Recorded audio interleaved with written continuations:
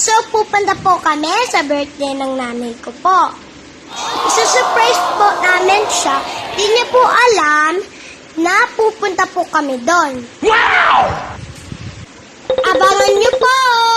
See you later, guys! Bye! 3 hours later.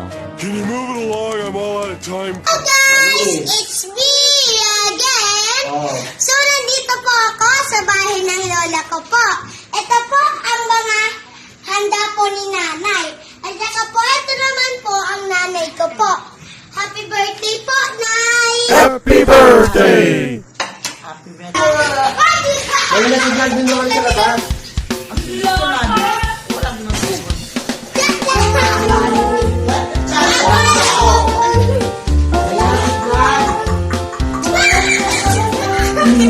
Ano yung fighting? Padala mo lang kita dyan. Oh my!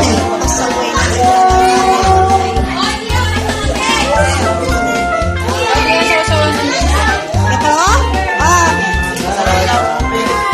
Ano masasabi mo, Nay? Salamat sa mga anak ko. Salamat sa kanila. Hindi ko alam. Hindi ko nga akalain na magagawa nila ako ng ganito eh. Alam ko naman. Alam ko talaga mahal ko ng mga anak ko. Salamat sa mga anak ko. Kay Nini, kay Linden. Sa manugang ko kay Linden. Nagtyaga dito, nagluto. Nag-absent lang para nag-absent lang sa trabaho nila si Mark. Lahat sila nandito. Salamat. Si Basur lang wala.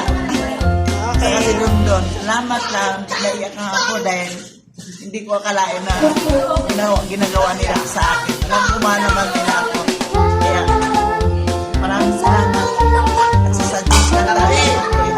Salamat ako sa Panginoon dahil dito kayo nga nalagyan pa ako ng marami pang birthday na gusto ko pa talaga sila magkasama.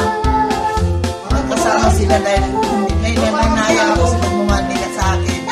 Nakikita ko talaga ang pagmamahal nila sa akin. Maraming salamat sa mga apo ko. Nandito sila lahat. Masaya kami. Kaya lang wala dito ang aking pastor. Kaya maraming salamat sa kanila. Maraming salamat sa mga nagmamahal sa akin. Sa mga kasamahan ko sa simbahan. Lahat sa church. Mahal na mahal ko kayo lahat. Wala ka. Hindi pa sa inyo kundi kayo lahat. Mahal ko kayo. Maraming salamat sa inyo sa pagmamahal sa akin. Maraming salamat. Kaya sana tumagal pa ako na makasama ko kayo lahat. Attention, Pawina. Ano sasabi? Happy birthday, Nay! Happy birthday! Happy birthday!